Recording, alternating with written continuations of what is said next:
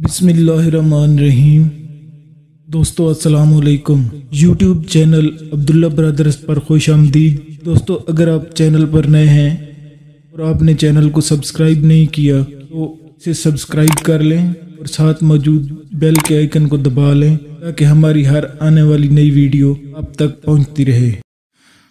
دوستو حضرت الیاس علیہ السلام اللہ تعالیٰ کے نبی اور حضرت ہارون کی اولاد میں سے تھے۔ آپ تقریباً 900 سال قبل مسیح اردن کے شہر جلعاد میں پیدا ہوئے۔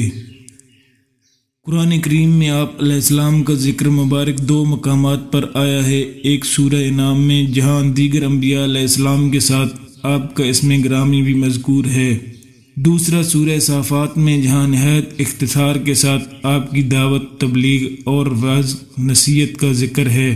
سورہ صافات کی آیت 123 میں ارشاد ہے، اور الیاس بھی پیغمبروں میں سے تھے۔ قرآن کریم میں آپ کا نام الیاس جبکہ انجیل یوحنا میں آپ کا ذکر ایلیہ نبی کے نام سے کیا گیا ہے۔ آپ حضرت حزقیل علیہ السلام کے بعد بنی اسرائیل کی طرف مبعوث ہوئے۔ یہ وہ زمانہ تھا جب بنی اسرائیل کی سلطنت دو حصوں میں بٹ چکی تھی۔ ایک حصہ یہودا یا یہودیہ کہلاتا تھا، اس کا مرکز بیت المقدس تھا۔ دوسرا حصہ اسرائیل کہلاتا تھا جس کا پایہ تخت سامرا موجودہ نابلس تھا۔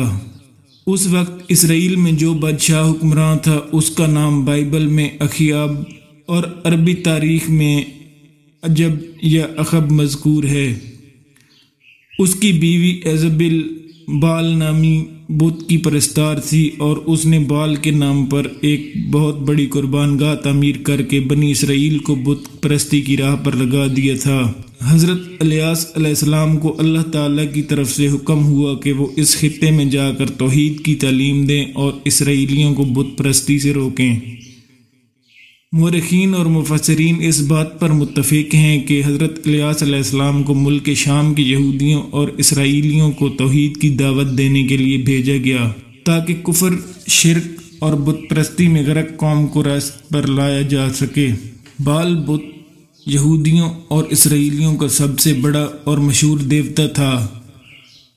کہا جاتا ہے کہ وہ بت سونے کا تھا، اس کا قد 20 گز تھا، 4 منہ تھے اور 400 افراد اس کی خدمت پر مامور تھے۔ یمن اور شام کے لوگوں کی عوام کا پسندیدہ دیوتا یہی تھا جس کی سینکڑوں سال سے پوجا کی جا رہی تھی۔ سال کے مخصوص مہینوں میں اس دیوتا کے گرد میلے لگتے، منتیں مانی جاتی، سونے چاندی کے نذرانے چڑھائے جاتے اور طرح طرح کی خوشبوؤں کی دھونی دی جاتی۔ اس کی قربان گاہ میں جانوروں کو قربان کیا جاتا اور خاص مواقع پر انسانوں کی بھیٹ بھی چڑھائی جاتی تھی۔ چنانچہ اس بارے میں قرآن کریم میں ارشاد باری تعالیٰ ہے، اور الیاس بھی پیغمبروں میں سے تھے جب انہوں نے اپنی قوم سے کہا کہ تم ڈرتے کیوں نہیں؟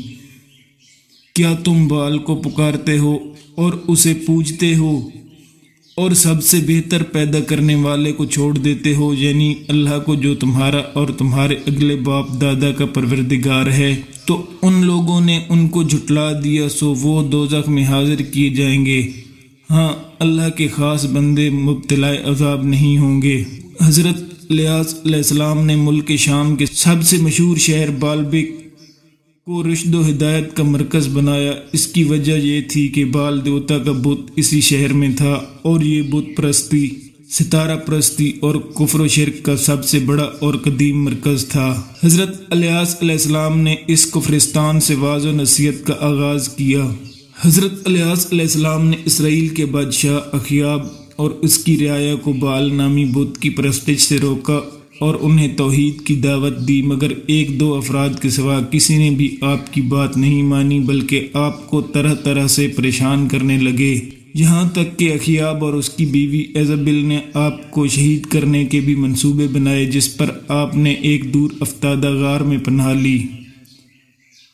آپ عرصہ دراز تک وہیں مقیم رہے۔ بعد ازاں آپ نے دعا فرمائی کہ اسرائیل کے لوگ قحط سالی کا شکار ہو جائیں تاکہ اس قحط کو دور کرنے کے لیے شاید وہ ایمان لے آئیں۔ چنانچہ انہیں شدید قحط میں مبتلا کر دیا گیا۔ اس کے بعد حضرت الیاس علیہ السلام اللہ تعالیٰ کے حکم سے اخیاب سے ملے اور اس سے کہا یہ عذاب اللہ تعالیٰ کی نافرمانی کی وجہ سے ہے، اور اگر تم اب بھی باز آ جاؤ تو یہ عذاب دور ہو سکتا ہے۔ تم کہتے ہو کہ اسرائیل میں تمہارے معبود بعل کے 450 نبی ہیں، تم ایک دن ان سب کو میرے سامنے جمع کر لو، وہ بعل کے نام پر قربانی پیش کریں، میں اللہ کے نام پر قربانی پیش کروں گا، جس کی قربانی کو آسمانی آگ آ کر بھسم کر دے گی، اس کا دین سچا ہوگا۔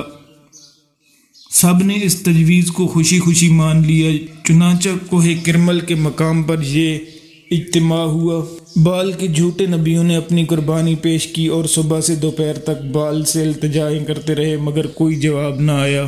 اس کے بعد حضرت الیاس علیہ السلام نے اپنی قربانی پیش کی، اس پر آسمان سے آگ نازل ہوئی جس نے حضرت الیاس علیہ السلام کی قربانی کو جلا کر بھسم کر دیا۔ یہ دیکھ کر بہت سے لوگ سجدے میں گر گئے، کیونکہ ان پر حق واضح ہو گیا تھا، لیکن بعل کے جھوٹے نبی اب بھی نہ مانے۔ اس طرح بادشاہ کی بیوی ایزبل بھی حضرت الیاس علیہ السلام پر ایمان لانے کے بجائے الٹا ان کی جان کی دشمن ہو گئی۔ حضرت الیاس علیہ السلام وہاں سے روپوش ہو گئے اور کچھ عرصے بعد بنی اسرائیل کے دوسرے ملک یہودیہ میں تبلیغ شروع کر دی، کیونکہ وہاں بھی بال پرستی کی وبا رفتہ رفتہ پھیل چکی تھی۔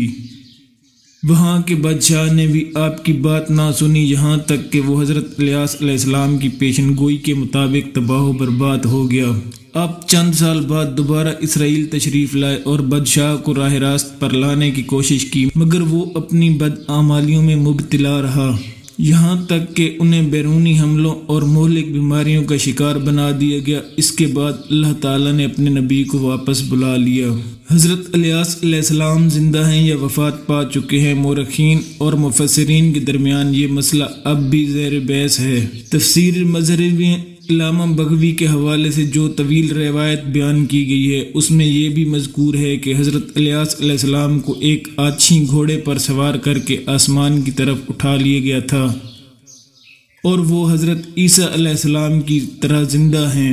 علامہ سیوطی نے بھی ابن عساکر اور حاکم وغیرہ کے حوالے سے کئی ایسی روایات نقل کی ہیں جن سے معلوم ہوتا ہے کہ وہ زندہ ہیں۔ کعب الاحبار سے منقول ہے کہ 4 انبیاء علیہ السلام اب تک زندہ ہیں، 2 زمین پر حضرت خضر اور حضرت الیاس، اور 2 آسمان پر حضرت عیسیٰ اور حضرت ادریس۔ یہاں تک کہ بعض افراد نے یہ بھی کہا ہے کہ حضرت خضر علیہ السلام اور حضرت الیاس علیہ السلام ہر سال رمضان کے مہینے میں بیت المقدس میں اکٹھے ہوتے اور روزے رکھتے ہیں۔